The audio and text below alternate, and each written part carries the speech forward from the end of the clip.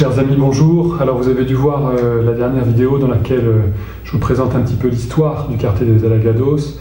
Je vous avais promis le récit d'une visite extraordinaire. La voici aujourd'hui. Il s'agit de la visite du pape Jean-Paul II en 1980. En effet, cette année-là, le pape a décidé de venir visiter le Brésil pendant une quinzaine de jours. Dans le programme de son voyage, Salvador de Bahia. Et là, il a demandé à pouvoir visiter les plus pauvres d'entre les pauvres. C'est le quartier des Alagados qui a été choisi pour répondre à sa requête.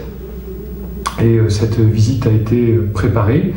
D'abord, déjà une année auparavant, par une autre visite, celle de Mère Teresa, autre figure de sainteté qui vient porter la vie du quartier aujourd'hui, qui est venue visiter ce quartier. Aujourd'hui, et depuis maintenant bientôt 40 ans, 4 sœurs vivent là, visitant les plus pauvres d'entre les pauvres, puisque c'est là leur vocation, et nous aidant, nous, paroisse des Alagados, à nous mettre au service de ces personnes les plus pauvres.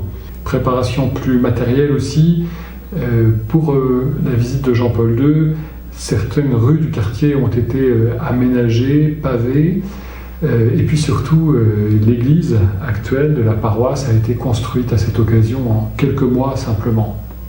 Alors le jour même de la visite de Jean-Paul II, les conditions n'étaient pas du tout optimales.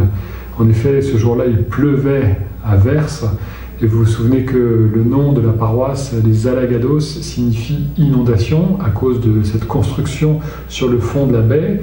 Mais dès qu'il pleut, en fait, l'eau remonte et les rues sont totalement inondées. Et bien ce jour-là, le quartier des Alagados portait bien son nom, et la foule attendait Jean-Paul II avec de l'eau jusqu'aux genoux. Heureusement, lorsque le pape est arrivé, la pluie s'est arrêtée, ce qui lui a permis de faire cette visite de l'église des Alagados, de la bénir, et puis de s'adresser brièvement au peuple des Alagados. Il n'a pas, hélas, pu prononcer son discours, il était un peu en retard, mais deux éléments ont été cependant retenus de cette visite du pape Jean-Paul II au quartier des Alagados. Premier élément, c'est une partie de son discours qui, je vous l'ai dit, n'a pas été prononcée, mais qui cependant touche le cœur des habitants du quartier. Jean-Paul II explique dans ce discours qu'il aurait aimé pouvoir visiter chacune des maisons, chacune des cabanes, des lieux d'habitation des habitants du quartier, mais que c'était évidemment pas possible. Alors cette visite de l'église est un symbole, selon lui, de cette proximité du pape avec les habitants des Alagados. Et ceux-ci l'ont bien reçu de cette manière. À travers la proximité du pape, c'est la proximité de l'Église tout entière et la proximité du Seigneur lui-même qui a été accueilli par les habitants du quartier.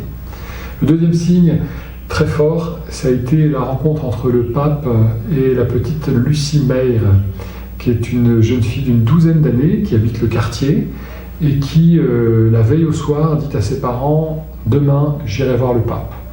Alors les parents sont un peu surpris, mais la laissent faire. Et elle va acheter un petit cadeau pour le pape, et elle le lui remet. En effet, elle réussit à contourner toutes les barrières de sécurité. Cette rencontre n'était évidemment pas prévue. Et puis à se jeter dans les bras du pape et à lui offrir son présent, en l'occurrence un bateau qui symbolise le quartier des Alagados.